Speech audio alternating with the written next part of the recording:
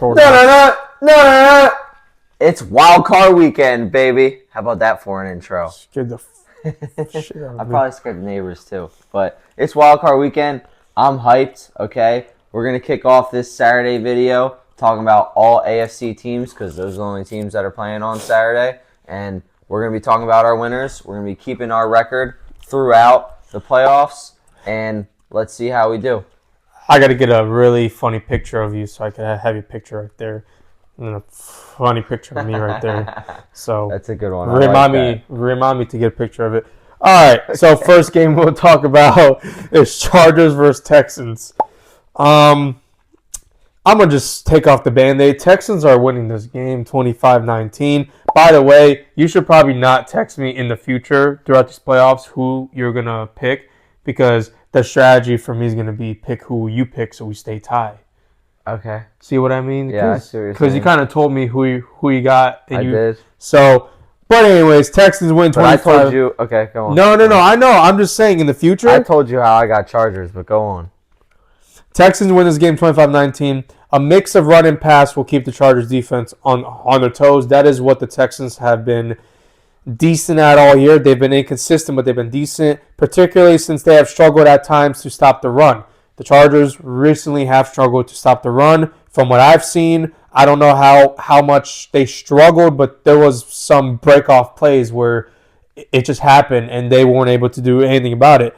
If Stroud can manage to sustain drives and convert on third downs, it will keep the defense tired and the Texans' offense in sync. The Chargers' defense has been consistent, and with the Texans' offense struggling all year due to the Chargers' defense has been inconsistent, and with the Texans' offense struggling all year due to Stroud's second-year woes, they have Mixon and Nico Collins who can come up really big for them. This Texans roster is better than the Chargers on paper, defensively, and I'm going to say it offensively.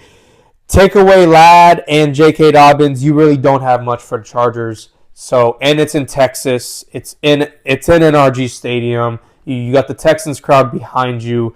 C.J. Stroud's pissed off about how he's been playing. I'm gonna take Stroud in this one. The Texans have a good home crowd. I agree with you on that, but I don't agree with you with the Chargers defense. The Chargers are built to win in any environment. I will give them that. I just think Stroud has had such a bad year that he doesn't want this to be reflected on him going into his career. Because there's already bad things about Ohio State quarterbacks out there.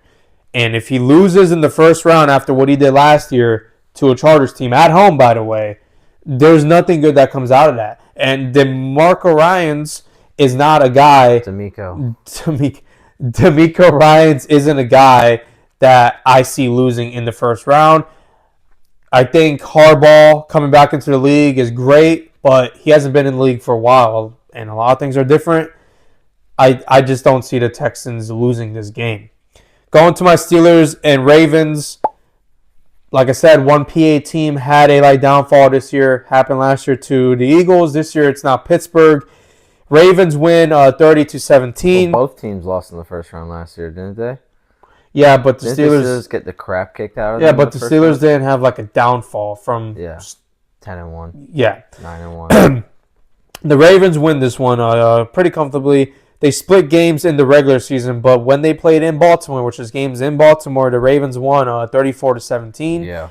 And they did it with the pass. This Steelers team has struggled when they started playing good teams. Granted, Tomlin's done great with the roster he's had, but they were beating up on pretty bad teams or really mid teams.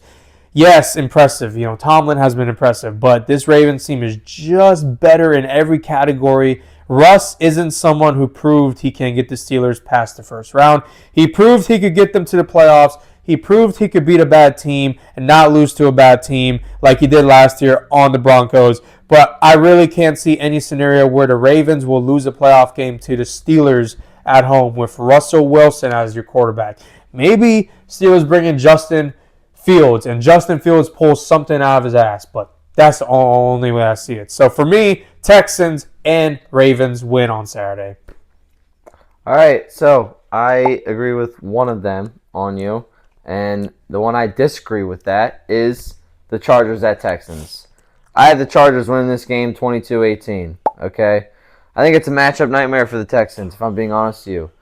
The Texans let C.J. Stroud get sacked 52 times this year. That is the second most in the entire NFL out of all the quarterbacks, okay? And the Chargers defense have the sixth most sacks with 46 in the entire NFL. So you have the second most quarterback going against the sixth most sacked defense, all right? Or defense with the sixth most sacks. That's how I should say it. Khalil Mack, Joey Bosa. You love your sacks. I got you. Go on. Pressure on the quarterback, man. That's how the Eagles beat the Patriots in the Super Bowl. The Texans have the 19th ranked defense with allowing 20. I'm sorry. The Texans have the 19th ranked we have a offense. three-story Hall of Fame, so it's fine. I'm glad I enjoyed that. Yeah, go the on. Texans have the 19th ranked offense with 21.9 points per game is what that offense is averaging. The Chargers defense is ranked number 1 in scoring with allowing 17.7 points per game. So, I don't like that you have the 19th ranked offense versus the number 1 ranked scoring defense. I think the Chargers win in that category too. And the Chargers have an offensive tackle duo in Joel and Rashawn Slater to combat the Texans DNs in Will Anderson and Danielle Hunter. So, I think they match up very well. Another thing is, C.J. Stroud has had a turnover problem this year when Justin Herbert has thrown only 3 interceptions. Okay? So you have a very well-disciplined team that I think is built to combat what this Texans team is. I think this Texans team has been all over the place. Didn't they just beat the Titans while resting their starters? Yeah. Yeah, they just beat the Titans while resting their starters. I think it's going to be a close game. Like I said, Chargers are going to win 22-18. They are a 3-point favorite on the road, the Chargers. Home field, I think, is worth 3 points.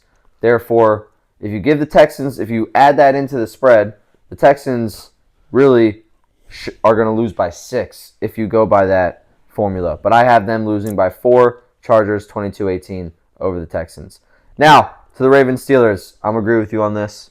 Ravens win this game 24-16. Like Seb said, they split games this year. Steelers won the first game without even scoring a touchdown, 18-16. Then, like Seb said, the Steelers lost the second matchup in Week 16, which was far more recent than the first matchup, 34-17. The biggest difference here is the offense, okay? Seb made a great point in saying the Steelers beat up on bad teams. It's very true. They're on a 4-game losing streak, okay? And they've been playing that streak, they play the Eagles, the Chiefs, the Bengals, the Ravens. Okay, so it went Eagles, Chiefs, Ravens, Bengals. The Bengals should be a playoff team. So technically, I'm going to put them into the good team category because they are a good team. But when they started playing the good teams, they weren't able to keep up at all. They kept up with some of them for a little bit, but no. One the same. No. So, the biggest difference here is the offenses. The Steelers run the ball good. The Ravens run the ball great. The Steelers have a decent pass game, and the Ravens have an MVP at quarterback. Yeah. MVP's pushing it, but yeah. It's him and Josh Allen. No. And he is the reigning MVP. No, you're right. So that's a big difference than Russell Wilson. Lamar chokes when he has a first seed and a bye. Okay? Lamar does not have the first seed. He does not have a bye. Okay? They choked against the Titans when Derrick Henry went off against them in Lamar's first MVP season. They choked against the Chiefs last year when they had a first round bye, and they were at home, and they had the number 1 seed, and Lamar won the MVP.